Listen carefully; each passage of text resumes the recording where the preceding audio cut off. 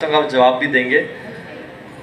और मैं बल्कि हैरान हुआ हूँ, मैं जब भी स्टेज पे आऊँ तो मुझे नहीं मालूम था कि माशाल्लाह इतने लोग खड़े हुए हैं और बैठे हुए हैं। यकीन जाने हमें अगर पहले ना खाने की ऑफ़र करके जूसेस की ऑफ़र करके भी बुलाया जाता था कि दीन की बात सुन लो, हम कहते हैं भाईजान जाओ, हम नहीं सुनते। एक ज़माना ऐसा था जब दौरे सुभान अल्लाह, आप लोग यूट्यूब किसको पेमेंट किए किसी ने कि पैसे इतने मिलेंगे आज और लेक्चर सुनने के लिए? आप लोग खुद आए हैं? फिर कंपल्सरी किया किसी ने आप पे? किसी की भी मैंडेटरी नहीं है यहाँ पे बैठना? अल्हम्दुलिल्लाह, ये आप खुद आए हो। दिस मीन्स कि यूथ इज चेंजिंग। अल्हम्दुलिल्लाह, अल्हम्दुलिल्लाह। तो आप मुझे ये बताएं कि क्या चीज़ ऐसी है जो सबसे ज़्यादा हमारे दिल को अफेक्ट करती है? हमारे बॉडी पार्ट्स में से कौन सी चीज़ ऐसी है जो सबसे ज़्यादा हमारे दिल पे असर करती है? कौन कहता है? आंखें, हाथ खड़ा करें। अच्छा, और ज़बान? अच्छा, वो जापानीज़ कहते हैं ना, the shortest way to a man's heart is खाना। जी, the shortest way to a मर्द के दिल का शॉर्टेस्ट रास्ता कहाँ से है? पाकिस्तानियों की बात नहीं कर रहा, जापानीज़ की बात कर रहा। Since they are into martial arts and karate, they say the shortest way to a man's heart is through the heart, through the chest. सीधा यहाँ से छोरा घुसाओ तो दिल तक पहुँचेगा। और पाकिस्तानी क्या कहते हैं कि मर्द के दिल का रास्ता कहाँ से होता है? पेट से होता है। माशाल्लाह, इसलिए हमारे यहाँ पेट की बड़ी कदर कीमत है। मैं गुजरात गया तो वहाँ मैंने लोग देखे जो राइट जा रहे थे और पेट लेफ्ट पे जा रहा था। माशाल्लाह। बट इमाम इब्न क़य्यिम अल-जौज़ी रहमहुल्लाह वो कहते हैं the shortest way to a man's heart is through the eyes. You are what you see in life. You are what you vision and observe in life. तो हम आजकल देख क्या रहे हैं? सवाल ही पैदा होता है। इस पे तो जो है वो है, अल्लाह अकबर, क्या कुछ है, एक पूरी दुनिया है। लेकिन हमारे बिलबोर्ड्स देख लें आप, खा ले, पी ले, जी ले, कोका कोला, मन की मान, दिल की मान, वाई नॉट मेरी जान। This is what's happening. और हम कह रहे हैं ओ अच्छा, मन की मान नहीं है, हाँ इस दुनिया में दिल की मान के चलना है। और खा ले, पी ले, जी ले, live to eat and eat to live, live to work and work to live. तो मेरी ज़िंदगी का मकसद क्या है? बस याशी करना, एंजॉय करना। और यही बिलियंस ऑफ डॉलर्स हॉलीवुड पे और नेटफ्लिक्स में और बॉलीवुड में इन्वेस्ट किया जाता है कि लाइफ उसकी है जो याशी कर रहा है। आखिरत का कॉन्सेप्ट इट डजेंट मैटर। सो ये हमें बताया जाता है। और मैं भी अगर देखूँ तो ये आपको पता है, एक जो ऐड है वो क्यों हमें हज़ारों दफ़ा दिखाया जाता है? इंफॉर्मेशन देने के लिए तो एक ऐड काफ़ी था। एक दफ़ा हमने मान लिया कि टपाल दानेदार की चाय कायनात की सबसे बेहतरीन चाय है, और हमने ये भी मान लिया कि उसके दाने दाने पे लिखा है खाने वाले का नाम है, पीने वाले का, पीने वाले का, हमें मान लिया। लेकिन हर चौके के बाद ऐड, हर छक्के के बाद ऐड, हर ड्रामे में ऐड, हज़ारों दफ़ा ऐड, क्यों इतना क्यों दिखाया जाता है? हमारे जहन में ना घोल के पिलाने के लिए। This is known as NLP, linguistic programming, के सबकॉन्शियसली इसको जाके हिट करें।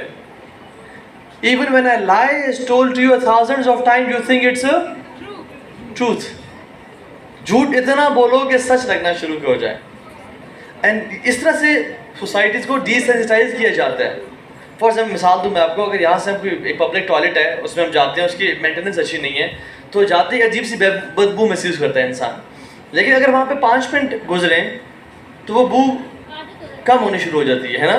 क्या वजह उसकी? हमारे वहाँ जाने से कोई समा महक गया था क्या? नहीं, we get desensitized, we get immune to it. इसी तरह जब एक चीज़ हमें बम्बार्ड की जाती है, हम कहते हैं हाँ दिस इज़ नॉर्मल।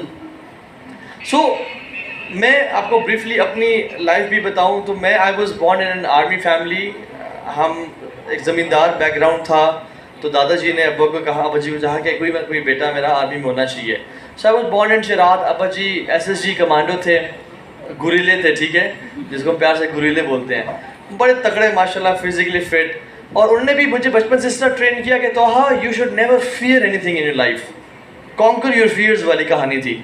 तो मुझे बचपन से ही घोड़ों पे बिठा दिया हॉर्स राइडिंग के लिए, और हम क्लिफ डाइविंग करते थे और क्रेजी एडवेंचर एक्टिविटीज़ करते थे।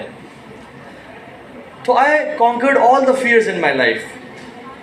बट एक खौफ जो हर इंसान के दिल में होना चाहिए, जिसको हम बोलते हैं खुदा खौफी, उसको भी मैंने कॉन्कर कर लिया अनफॉर्चुनेटली।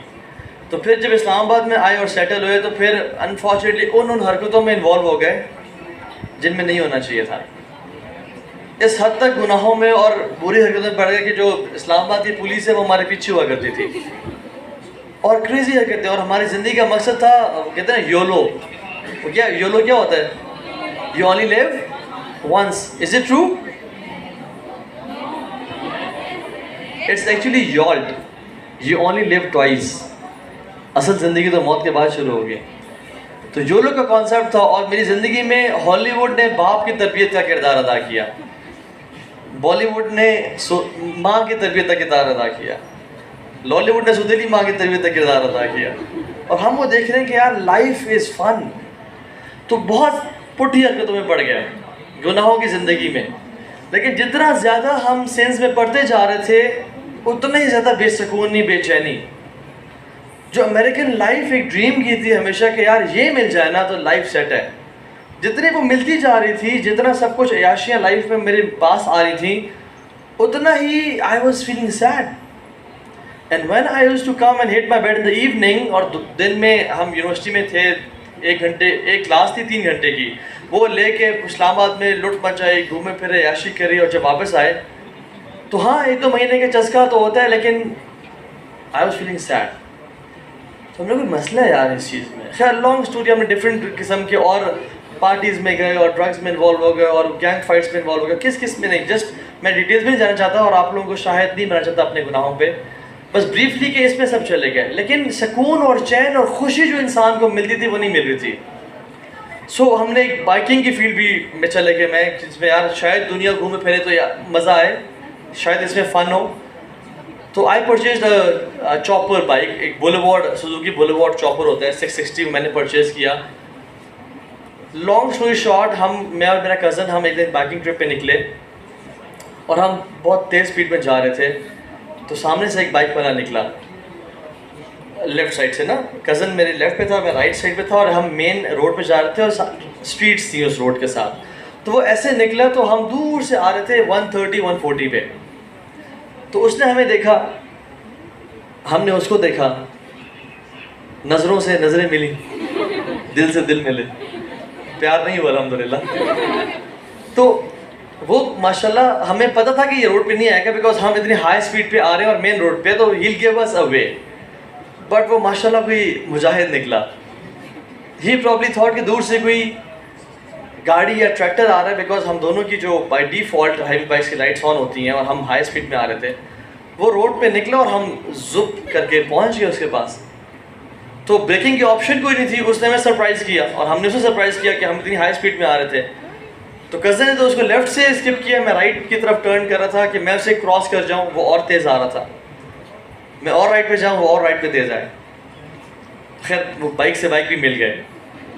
अच्छा, when I bang into it ना, without applying brakes, high speed में, जब मैं खड़ा हुआ तो मेरी हालत ये थी कि मेरे ना मुंह से खून के फवारे निकल रहे थे, मेरी ज़बान बीच में से कट गई थी, मेरे मुंह यहाँ से फटा हुआ था, सारे जो गॉगल्स पहनी थी वो मुंह में घुसी हुई थी, मेरा दांत टूट गया था, यहाँ पे एक बहुत बड़ा कट था और I was bleeding like crazy. और जब मैंने अपनी हालत देखी कि मैं खून से भरा हुआ हूँ तो मैं हैरान हो गया कि ये क्या हुआ है। और मैंने कज़न से पूछा कि यार इज दिस रियल?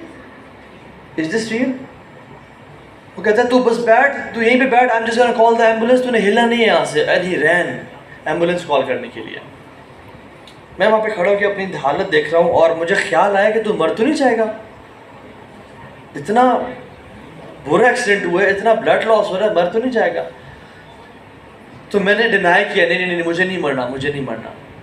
लेकिन यकीन जाने जब 2 से 3 मिनट गुजरे ना और मेरी जब उंगलियां ठंडी होनी शुरू हुई और जिस्म से जान निकलना शुरू हुई और मुझे जब चक्कर आना शुरू हुए और जो मेरा विजन था वो फॉगी और ब्लर्ड होना शुरू हुआ, तो वो जो शक था ना कि तू मर तो नहीं जाएगा, वो यकीन नहीं बदल गया कि तोहा साहब आपके 5 मिनट हैं आखिरी ज़िंदगी में।